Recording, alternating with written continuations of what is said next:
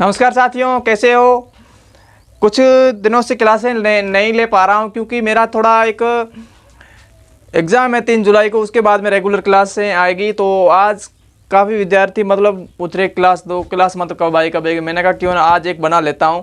आप वेट कीजिएगा, फेथ मेरे पर विश्वास बना के रखिएगा। आपको सिलेबस पूरा करवाऊँगा। आपने देखा होगा कि मैं दूसरा चैप्टर भी पूरे करवाने की नज़दीक हूँ, लेकिन मेरी एग्ज़ाम फिनिश होने दो। उसके बाद में आपको रेगुलर क्लासें और आपको पूर्णतः हमेशा क्लास मिलेगी। ठीक है, आप अगर नए आए हैं तो प्लीज़ चैनल को सब्सक्राइब कीजिए और बेल आइकन का घंटा दबाना ना भूलिएगा, जिससे कि आने वाला वीडियो का नोटिफिकेशन मिलेगा।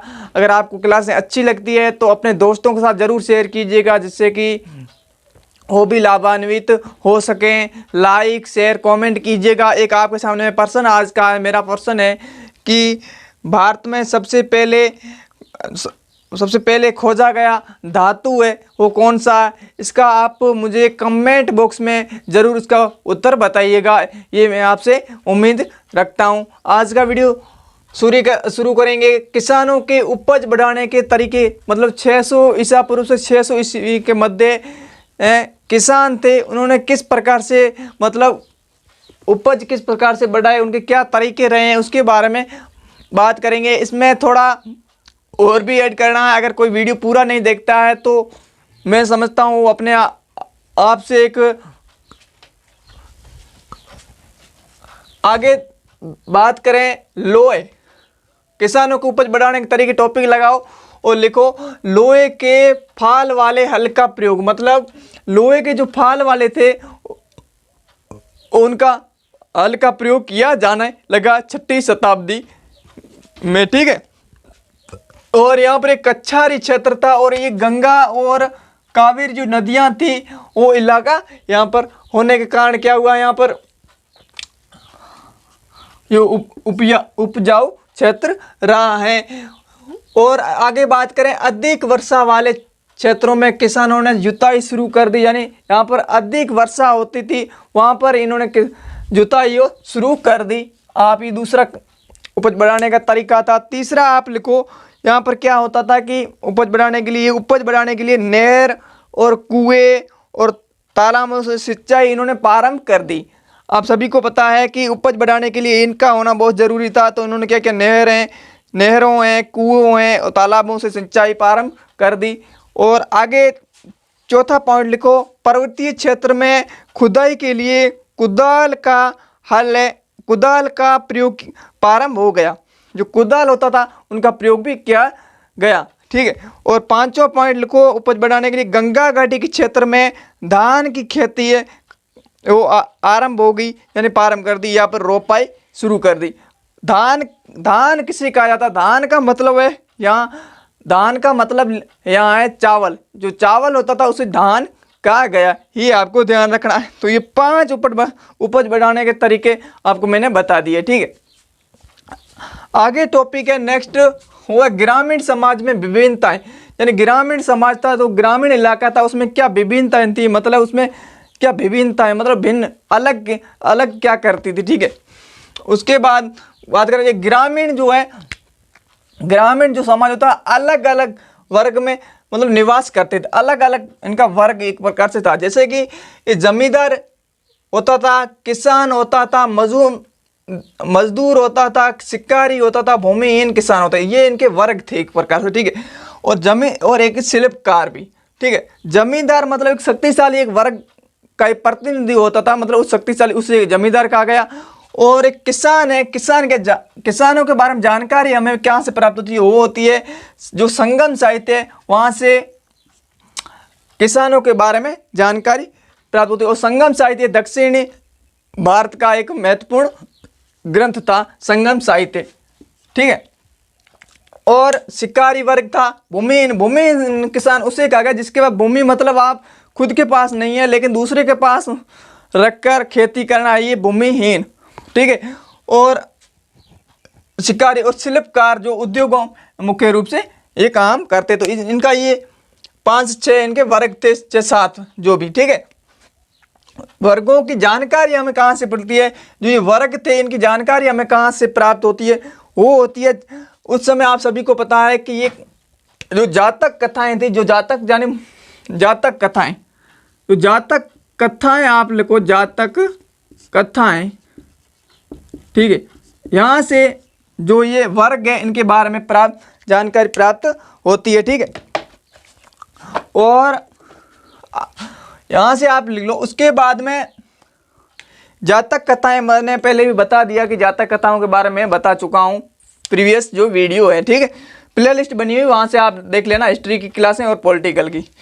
और आगे आप सब जो 600% है कि जो 600 ईस्वा पूर्व से 600 ईस्वी के मध्य जो छोटे किसान है या जमींदार होता है उसे का क्या कहा जाता था, उसे कहा जाता था गृहपति। क्या कहा जाता था? गृहपति। गृहपति होता था गृहपति, और गृहपति का मतलब होता है घर का मुखिया।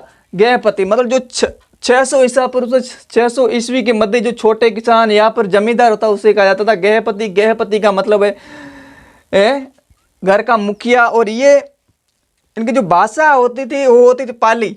जो भाषा है मतलब ये गृहपति किस भाषा का शब्द है, वो भाषा ये पाली है। किसकी? पाली भाषा। आप लिख लेना, पाली भाषा, भाषा का ये शब्द है गृहपति। मैंने गृहपति के बारे में आपको बता दिया। 1 नंबर का प्रश्न आपसे पूछा जा सकता है, ठीक है।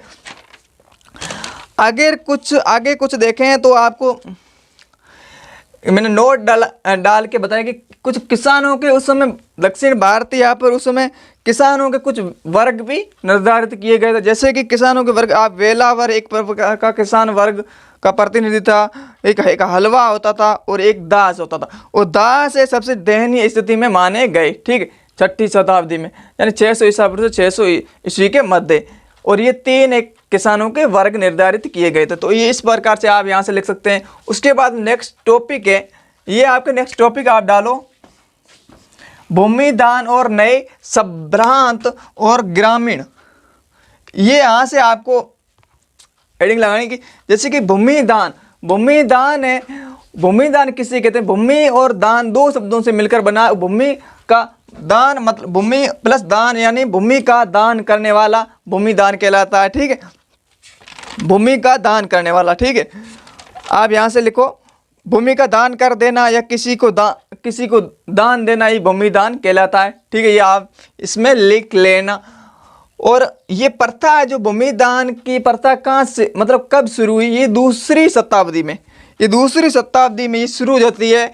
और इसकी जानकारी वो कहाँ से प्राप्त होती है? तो जानकारी आप सभी को पता है, उस समय क्या आते? 6ठी शताब्दी ईसा पूर्व से 86 मध्य यहाँ थे अभिलेख वो महत्वपूर्ण माने गए। अभिलेखों के बारे में पहले बता चुका हूँ, ठीक है। अभिलेख है वो महत्वपूर्ण थे, ठीक है। वो अभिलेख है महत्वपूर्ण थे। वो अभिलेख है वो कहाँ पर लिखवाए जाते थे? वो ताम्र पत्र कहें या पर पत्रों के ऊपर जो भी लेख लिखवाए जाते थे उसे अभिलेख कहा गया है। मैं पहले भी बता चुका हूँ। और इनकी भाषा थी वो थी मतलब अभिलेख वो उनकी भाषा की बात करें वो संस्कृत थी। क्या थी? संस्कृत। आप लिख लेना संस्कृत। संस्कृत भाषा थी और अभिलेखों की, ठीक है। ये आप लिख लेना। आगे देखें, आपको मैं कुछ आपको यहाँ से बोल के बता देता हूँ, नोट्स लिख लो आप कि भूमिदान किसे दिया जाता है। एक प्रश्न है कि भूमिदान किसे दिया जाता है? तो भूमिदान है एक राजा के द्वारा या तो किसी धार्मिक संस्था को दिया जाता था या फिर ब्राह्मणों को जो भी दान में दी जाती थी भूमि, उसे भूमिदान कहते हैं, ठीक है। ये आप लिख लेना। उसके बाद में भूमिदान में क्या क्या दिए जा सकते थे? भूमिदान में एक प्रकार से गांव भी दिया जा सकता था ब्राह्मणों को, ठीक है। और गांव भी देते थे राजा, ठीक है। और एक शब्द है आपके अग्रहार, ये मैंने लिखा है अग्रहार। ये अग्रहार क्या होता था? अग्रहार का मतलब है ब्राह्मणों को जो भूमिदान में दी जाती थी उसे अग्रहार का गया, ठीक है। अग्रहार मतलब ब्राह्मणों को जो भूमिदान में दी जाती थी उसे अग्रहार का गया। आगे देखें तो इसकी जानकारी हमें कहाँ से प्राप्त होती है? आपको अभिलेख या जो साहित्यिक स्रोत थे वहाँ से प्राप्त होती है। एक आपको यहाँ से टॉपिक में मिलेगी कि जो प्रभावती गुप्ता थी, चंद्रगुप्त सेकंड की पुत्री उन्होंने क्या किया, भूमिदान दिए। लेकिन इससे पहले आप सभी को पता है कि भूमिदान महिलाएं वो भूमिदान नहीं करती थी, लेकिन यहाँ से एक स्पष्ट होता था कि भूमिदान महिलाएं भी, इन्होंने एक अपना उदाहरण पेश किया कि महिलाएं भी भूमिदान वो करती थी और उन्होंने भूमिदान भी दिया। इसके बारे में आप विस्तृत किताब में पढ़ सकते हैं। ठीक है, ये मैं नोट्स टाइप बता रहा हूँ, किताब का निचोड़। ठीक है, और जो वाकाटक के विवाह उनका वाकाटक के राजा से हुआ, किसका, जो प्रभावती गुप्ता थी और चंद्रगुप्त सेकंड की पुत्री थी। ठीक है, ये विशेष महत्वपूर्ण थी। ठीक है, आगे एक प्रश्न है आपके सामने, ऐसी क्या स्थिति थी कि राजा है भूमिदान करता था, मतलब ऐसी क्या स्थिति थी, ये आपके सामने प्रश्न है। अगर आपको आता है अच्छी बात, अगर नहीं आता तो नेक्स्ट में बता दूंगा। ठीक है, और आगे टॉपिक डालो 600 ईसा पूर्व से 600 ईस्वी के मध्य नए नगर कौन से थे उस समय, मतलब 600 नए नगर है वो था, पहला था पाटलिपुत्र। कौन सा, पाटलिपुत्र, जो एक महत्वपूर्ण केंद्र था या फिर नगर था। ठीक है, इसका प्राचीन नाम की बात करें, प्राचीन नाम था वो था कुसुमपुरा।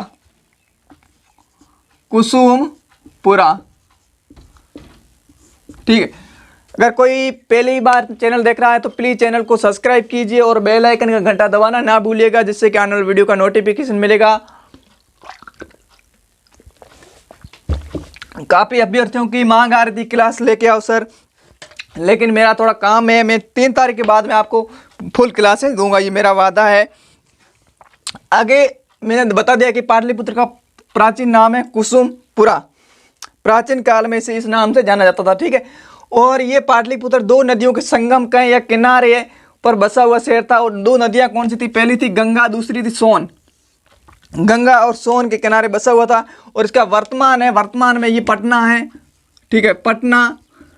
ठीक है, उसकी राजधानी थी वो थी मगध, जहां पर, ठीक है, और यहाँ हरियंक वंश का एक शासक था उदयन, यहाँ पर शासन वो करता था पहले। ठीक है, बाद में इसे और इसकी राजधानी मगध, उसके बाद में मगध से ट्रांसफर होकर के हो गई पाटलिपुत्र के वर्तमान कहें तो वो है पटना में। ठीक है, ये आप इसमें पाटलिपुत्र में बता सकते नए नगर में। दूसरा नया नगर था वो था उज्जैनी अवंती की एक राजधानी थी। ठीक है, और ये स्थल मार्ग पर बसा हुआ शहर था, इतना आप इसमें लिख सकते हैं। आगे तीसरा जो नगर है वो पुहार एक समुद्र के किनारे पर बसा हुआ शहर था। पुहार क्या था, एक किनारे पर बसा हुआ शहर था, और ये व्यापारिक बंदरगाह भी था, और व्यापारिक बंदरगाह भी पुहार था। और इसमें एक और ऐड करो आप, ये दक्षिण भारत में स्थित था। ये क्या था, दक्षिण भारत में, जो ये था पुहार एक दक्षिण भारत में। दक्षिण भारत का इलाका मतलब जैसे कि आप यहाँ से मैप बनाते हैं तो इस साइड, मतलब ये दक्षिण भारत का इलाका है, दक्षिण भारत, तो ये इस साइड ये इस साइड ये पुहार था। ठीक है, ये पुहार, ठीक है, ये पुहार, और ये था पुहार, आप यहाँ से दर्शा सकते हैं। आगे है दूसरा मथुरा में, आपने पुहार में लिख लिया क्या टॉपिक, ये दक्षिण भारत का एक दक्षिण भारत में स्थित था। ठीक है, और आगे था मथुरा है सूरसेन महाजनपद की राजधानी नगर रहा है। और यहाँ पर क्या था, मथुरा में आप सभी को पता है राजा यहाँ का हुआ करता श्री कृष्ण का संबंध भी कहाँ से है, मथुरा से है। तो आप इसमें ये लिख सकते हैं कृष्ण का संबंध है इस महाजनपद था, मतलब मथुरा से। और ये था आज की क्लास, कैसी लगी, अगर अच्छी लगी है तो प्लीज़ चैनल को सब्सक्राइब कीजिए, अपना फीडबैक ज़रूर दीजिएगा। मैंने आपके लिए प्रयास किया है कि मैं क्लासें 2 दिन से नहीं ले रहा था, क्योंकि मेरे पास समय, आप सभी को मेरी थोड़ी प्रिपरेशन में समय लगा रहा था, और एग्ज़ाम 3 तारीख हो जाएगा तो आपको 4 तारीख को क्लास में आपको अपलोड कर दूंगा। तो आप धैर्य बना के रखिए और विश्वास बना के रखिए, ज़रूर आपका मैं करवाऊंगा। अगर मेरा आपको कंटेंट अच्छा लगता है, मेरी पढ़ाने की शैली अगर अच्छी लगी थी, ज़रूर जुड़े रहिएगा विश्वास के साथ। इस बार जो सपना है, इस अब की बार 90 पार का ज़रूर साकार होगा। मिलूंगा नेक्स्ट वीडियो में। अगर नए आए हैं तो पुनः कह देता हूं, चैनल को सब्सक्राइब कीजिए, अपने दोस्तों का शेयर कीजिए, लाइक शेयर कमेंट भी करते रहिएगा। ये प्रश्न पूछा है, अगर किसी को आता तो अच्छी बात है, कमेंट में बता दीजिएगा। मिलूंगा नेक्स्ट वीडियो में, तब तक के लिए जय हिंद।